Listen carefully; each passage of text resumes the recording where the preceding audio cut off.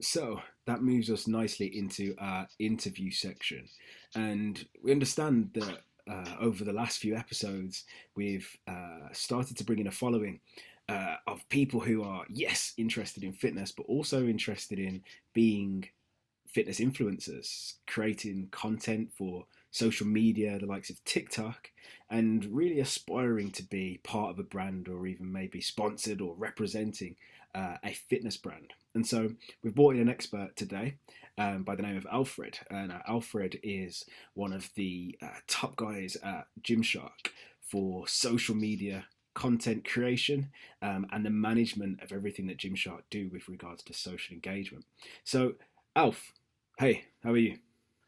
I'm great, mate. You're giving me some great words there, calling me an expert. I still don't consider myself that.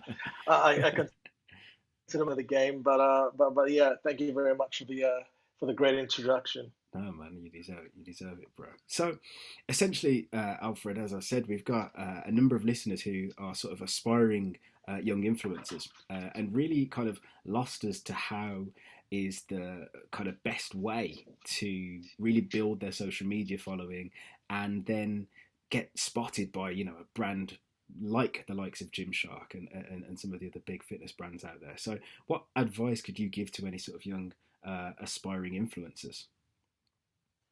Well, first and foremost, the biggest thing that a lot of people kind of like don't take into consideration is the fact that social media is all about providing value. The number one thing that people forget to think about is what's in it for the person that's going to be receiving that content. Mhm. I think we all fall into like the rabbit hole of creating content that we like, but the expression that I like to use is if a chef only cooked the food that they enjoyed, then they'll have an empty restaurant, Yeah, right? yeah, Or if a DJ, knowing your background, only played the music that they love, they'll have an empty room, right? yeah, yeah, So it's all about understanding, first and foremost, picking a style of content that you feel comfortable with, but that would also provide value to somebody else, right? yeah, yeah, And the most important thing is the fitness industry is a very saturated market right now, yeah. but you can still find your niche even in an overly populated space. Mhm. It's all about figuring out how you can almost take little bits from everywhere and create your own narrative. So have adopting a value first mentality is the number one most important thing. And then it's all about being authentic, making sure that you're true to almost like the big thing about social media is people feel like they have to behave like something else or be somebody else. Actually, it's all about being yourself because people will suss that out as quickly as possible. Yeah, So let your personality go through. If you're awkward on camera, be awkward on camera, right? yeah, You don't have to be a perfect speaker. If anything, being more authentic means that you're more relatable. yeah, The, definitely. the, the next one down the line is all about, I like to call it legacy over currency. Hmm. There's a lot of people that focus too much on the short term and not thinking about the long term impact of building a community. If you're looking to become an influencer, content creator, and actually want to do this to a point where you can actually earn some currency, it's all about thinking about the long term. And it's not necessarily about the deals or the collaborations you accept, it's more about the ones that you don't accept. The best content creators say no to most things Hmm. because they know that it will have a detrimental impact on their brand. As soon as you start to sell yourself short and your audience start to expect more and more advertising on your page, the quicker it is that you're going to turn them off. Yeah, So you almost have to give a brand that almost like warrants the permission to be on your page. People have to earn their way onto your page. mm, And if you have that mentality from the get go, then you therefore have a longer trajectory to become one of the top influencers, not just within fitness, but just in general, right? The yeah, best influencers think long term, not short term. yeah, Another really good piece of advice that we learned when we went down to Facebook was don't create false constraints. There's a lot. I don't know whether you've ever been in a like a mindset when you thought of some really great ideas, but you almost like took yourself out of it, mhm. right? This is the same thing that happens within content. People have a lot of ideas, but then they think that, oh, because fitness influencers post certain types of content, I shouldn't try that. Actually, it's all about adopting a test and learn culture. The most important thing is, yes, you should know that 60% of your content through research and through prior history what works, but you should always leave a little bit for experimentation because otherwise it goes stale. The most important way that I can describe this, as you can see, I like to use metaphors, is that if you're a DJ, they always say that the reason why the DJ changes his track is because they get bored of it before the audience do. So whilst you're getting whilst you're seeing your content, if you get to a point when it becomes predictable, change it up.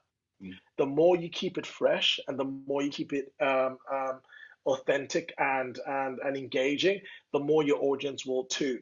So it's kind of like keeping a room dancing, right? You Yeah. have to keep people guessing for what's coming next, Yeah. and hopefully their tune will be coming next, right? So that's the number one way to look at it. But then another one is impact over effort.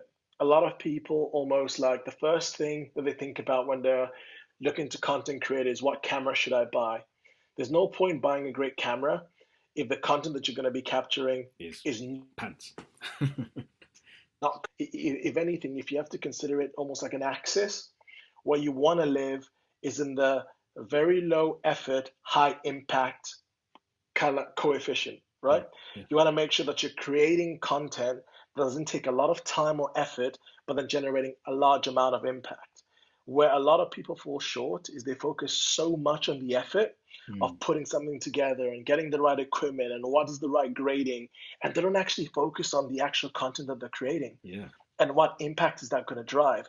If you flip your mindset, then you're in the right place to be, and then you can start to build on the effort side.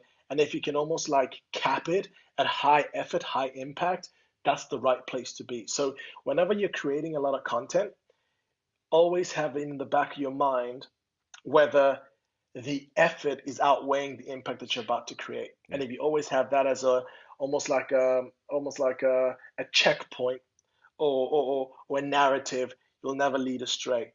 Yeah. But these are obviously more overall. If you want to get more specific and tactical, you got to think about content in three main ways, right? First and foremost, I know that everybody talks about the fact that content is king. Actually, context is king, right? So, content is very, very important, but you have to understand the context. So, when I look at social media, I never consider team having a blanket social media strategy. You have to have an adaptive strategy based on the platform that you're using. Yeah. You can't have the same strategy on Instagram that you have on Twitter, that you have on YouTube. Or You have TikTok. to understand, or TikTok, right? You have to understand the context and you have to understand the audience. Once you understand the context, you then have to go to the next layer, which is all about understanding how do I grab attention. Yeah. There's a lot of things that a lot of content creators or marketing experts claim, which is the first 3 seconds. And they always say things to brands, they pretty much live within the first 3 seconds. I actually go against that. Mm-hmm. I basically say that if you put your logo in the first 3 seconds, you're pretty much telling people to avoid your video. I'm about to sell something to you, right? Mm-hmm. You should use that 3 seconds to show them how much value I'm going to bring to you, Mm. right? If you get that value proposition out in the first 3 seconds, or you make your content thumb stopping. The reason why I say thumb stopping is if you when you're going on Instagram and you see how people are scrolling through now, they just scroll all the way through, right? Yeah. You have to be that piece of content that stops their thumbs and gets them to want to know more.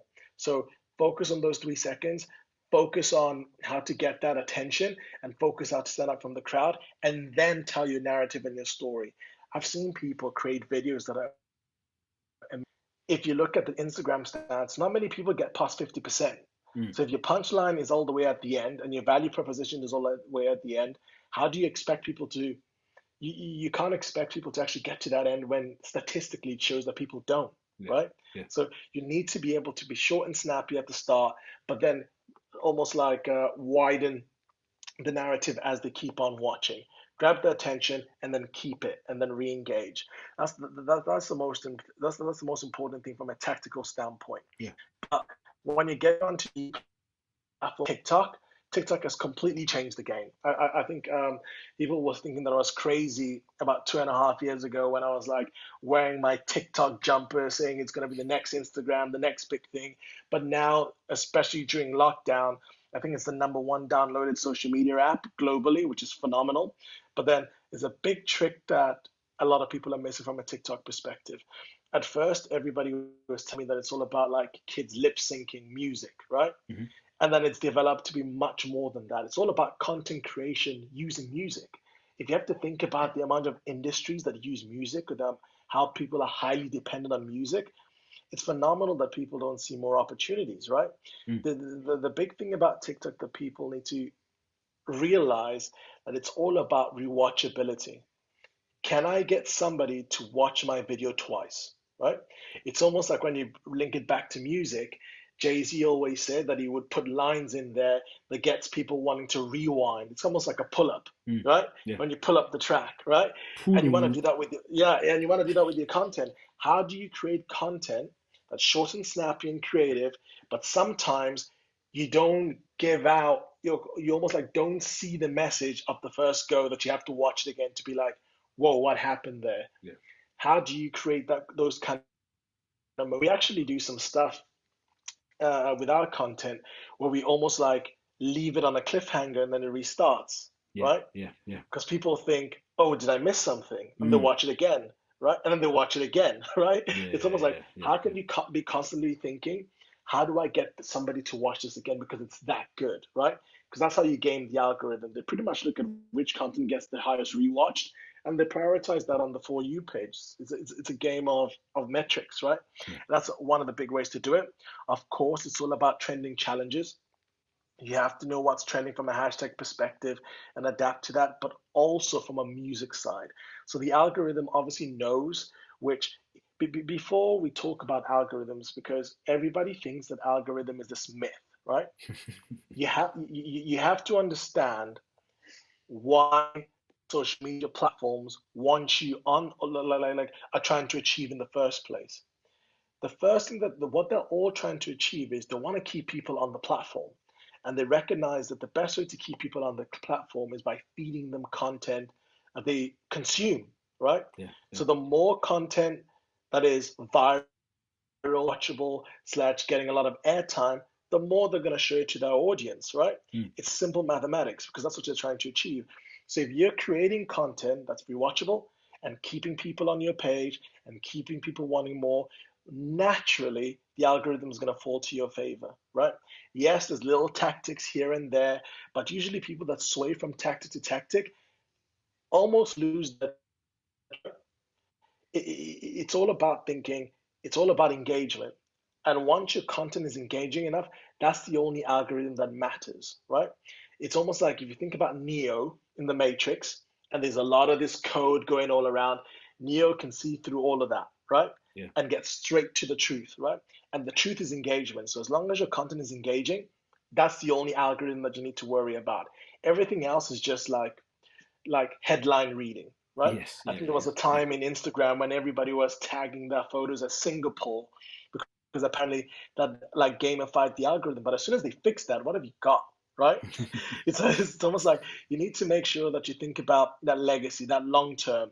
And if you get too swayed by what's happening from a algorithm standpoint, I think a lot of Google marketeers were thinking about actually what's the Google algorithm, changing your strategy based on when those guys update the algorithms, then your content loses its truth and it just becomes almost like robotic, Yeah. right? Yeah. So that's one of the big things. So trending challenges, music is important, but also, just like I said before, it's all about adopting that test and learn culture. Be experimental and don't take yourself too seriously. TikTok is almost like I think a lot of people we're starting to get to that age as millennials when we're like almost like judging the next generation, saying that their content is weird, right? If we used to write or we used to comment on people's walls, right? On Facebook, right? So we were pretty weird.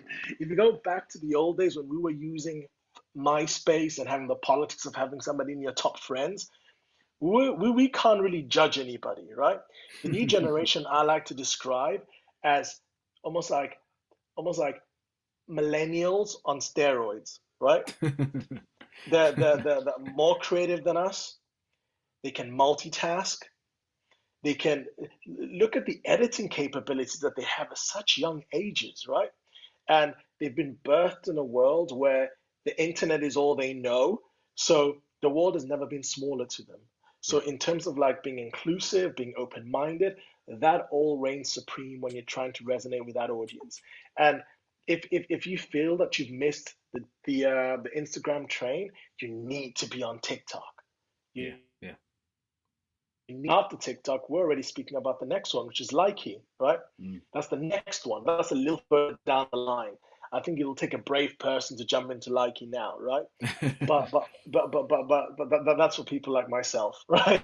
But if you go onto TikTok right now, there's so much stuff. I actually consider it as almost like Vine back in the Yeah, day. yeah, How, yeah, how, how can you create skits? How can you create funny moments? How can you create within 15 seconds yeah, as opposed to just create 15-second content, right? yeah, It's all about how can you be creative? How can you storytell? How can you create moments that people want to watch again? And if you stay within that mindset, if you want to go more specifically to gym-based content, how many memes can you talk about that's relatable to gym moments? yeah, When you forget your headphones when you step into the gym, right? I have to go back. It's almost like all those when people leave weights lying around, or when somebody doesn't wipe off their sweat on a bench, right? yeah, There's so many ways to get comedic with it and incorporate music and punchlines and choruses that I think that anybody that's open-minded on the platform can do very, very well. yeah.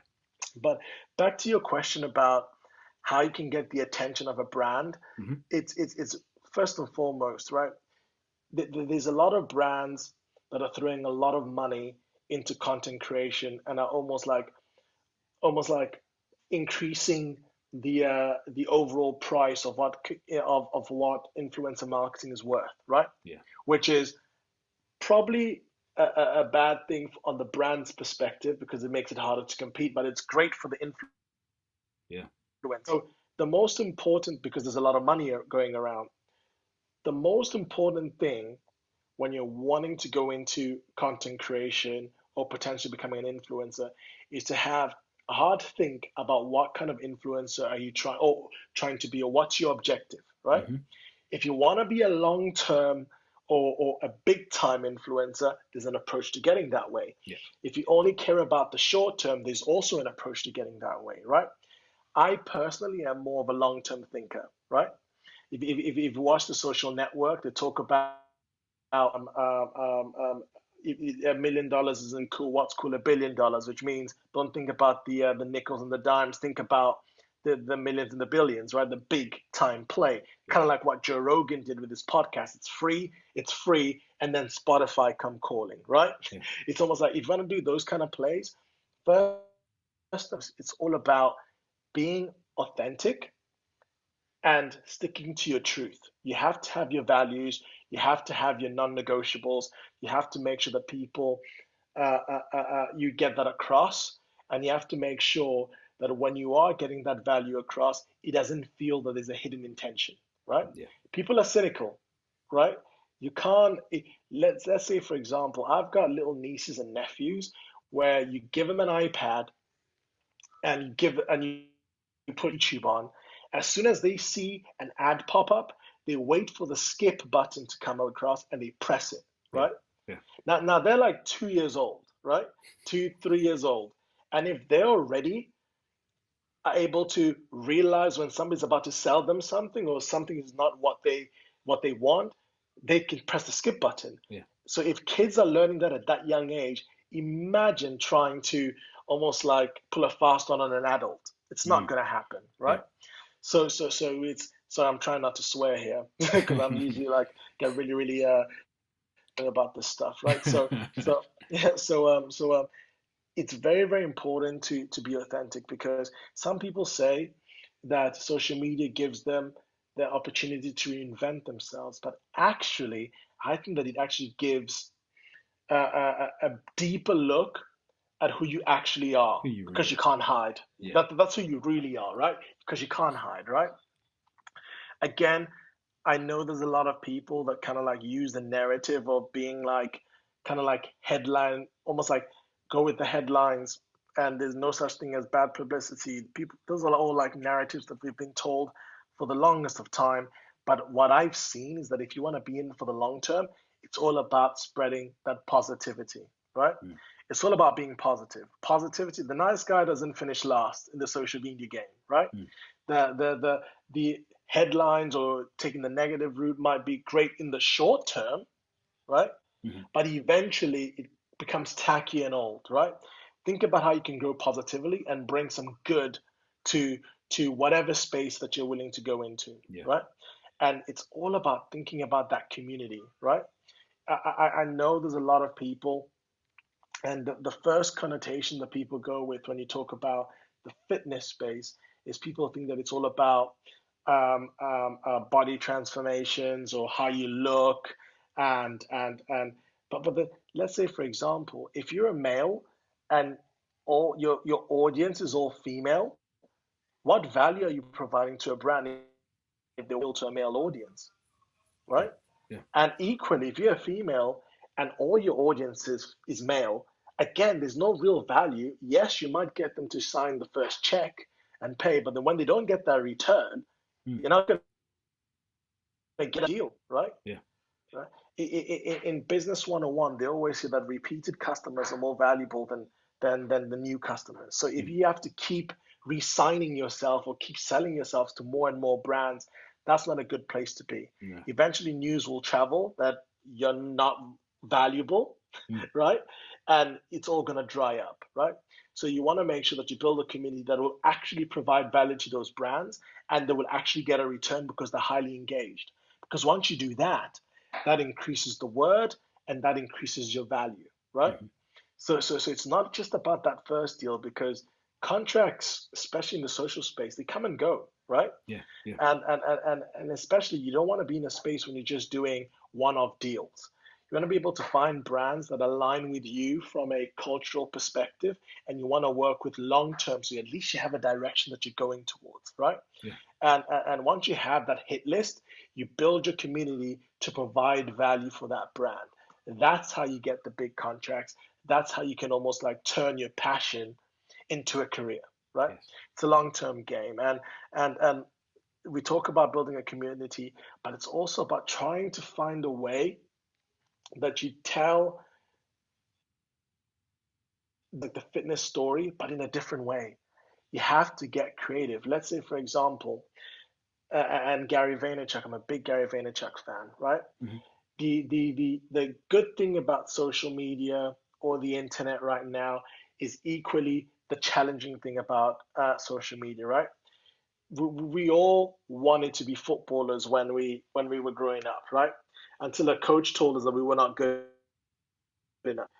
Eventually, yes, social and the internet pretty much gives you the opportunity to do whatever you want, Mm-hmm. right? Mm-hmm. But at the end of the day, the market tells you whether you're good enough, right? Yeah. Yeah. And unfortunately, you have to be creative, right? Mm-hmm. If you want to have the audacity to make social media or making your passion your living, you have to put something on the table. Yeah. And that's creativity and adaptability, right? Mm-hmm. You have to put in the work and evolve with the times and make sure that your content stands out because it's a noisy place, right? Yeah. And it's It's very, competitive, right? very. And if you're really in this for the long term, you have to outcreate the competition, right? Yeah. Yeah.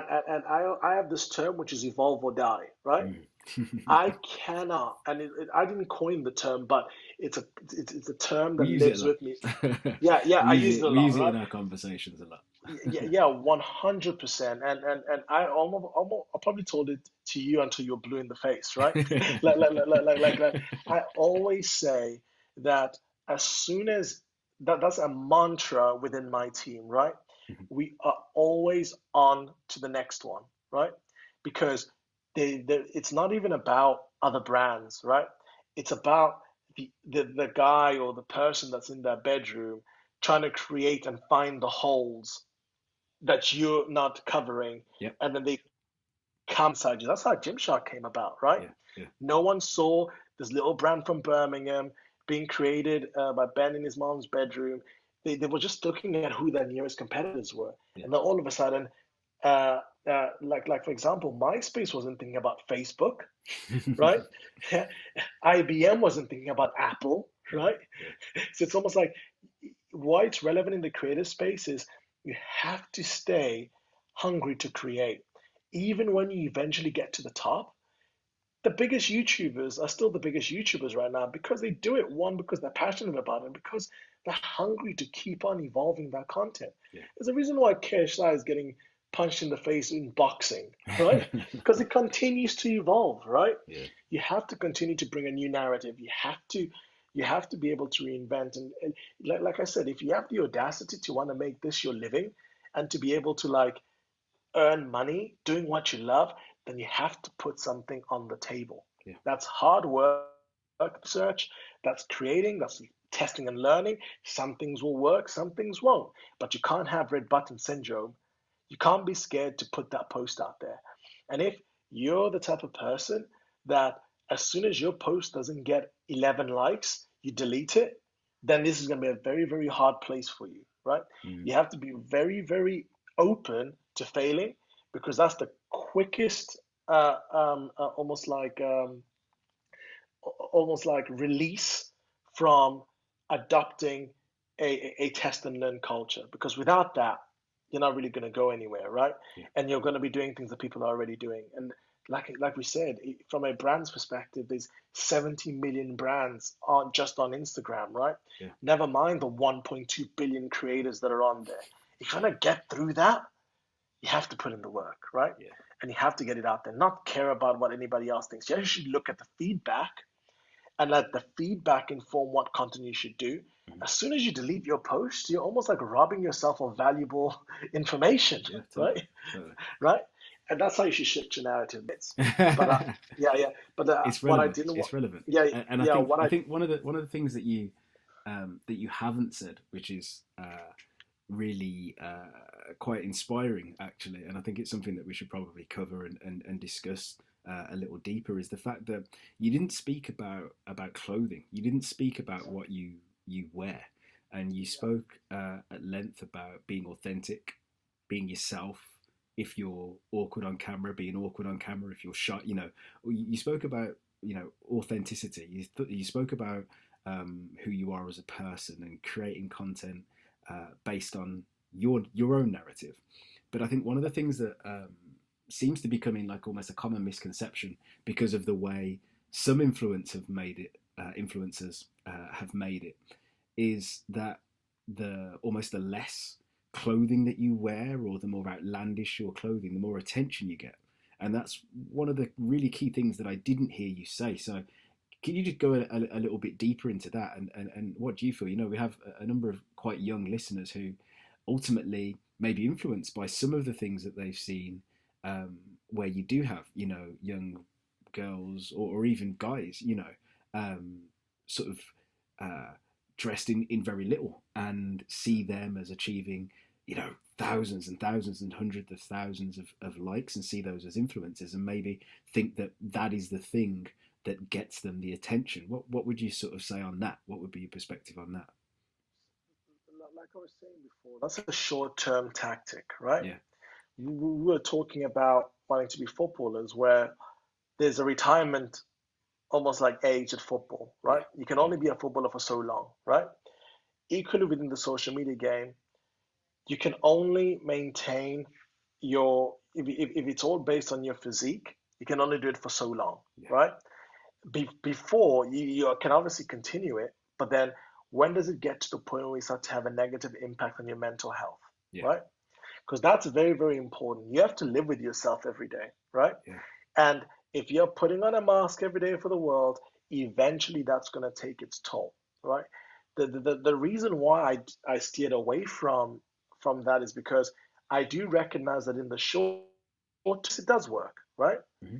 But as mentioned, if your narrative or the way you create your content is to almost like not through vanity, but through it's all about the body. Yeah. What happens eventually is that people start to realize that your engagement is vanity likes, right? Yes. Yeah. It's not true influence, right? True influence comes with personality. Mm. And it might take a little bit longer, but if you actually have something of value to provide, eventually that will then, like we said, we're talking about the long term game, right? Which is why I said there's two ways to do it. If you want to do short term, yeah, you can go that tactic, but eventually it's going to dry out. Yeah. If you want to go long term, it's all based on personality because then you can play forever, Yeah. right? Yeah. Imagine if you start at 22 and people, I think there's a kid that made $30 million and he unwraps gifts and stuff like that, Yeah. right? Like if he has a great personality, that's a career that he can do till he's 60, Yeah. right? Yeah. Definitely. Because there's no like cap on the personality No, and where and there it's is. difficult to replicate that as well. It's very difficult to replicate that, right? And then there's a reason why people love Will Smith, right? Because if you look at Fresh Prince of Bel Air, it was in our homes every day, right? You got to learn the personality. You felt like you knew the person. You felt like you knew Carlton, even though his real name isn't Carlton, but you feel that you know that person, right? Whereas movie stars, yeah, you think they're great, but you don't have that close relationship, No. right? No. The same thing with YouTubers and the same thing with content creators you see every day. You feel like you know the person. And if you only have attraction to the person, you're not going to be influenced by that. You might double tap the pic, but you're not going to buy what they're selling, right? Yeah. And eventually brands will catch on. I think brands are getting savvier and savvier. And that game of trying to sell through vanity engagement, I think it's going to pass us because Yeah. people are getting savvier. But within the social space, I just find it like it's so disheartening when people kind of like fall victim of these like get followers quick schemes and like there's such a big thing happening here, which is it's not just about having social media as a career. First and foremost, you have to be able to live with it, right? Yeah. And you have to be able to almost like define what you're comfortable with, Yeah. right?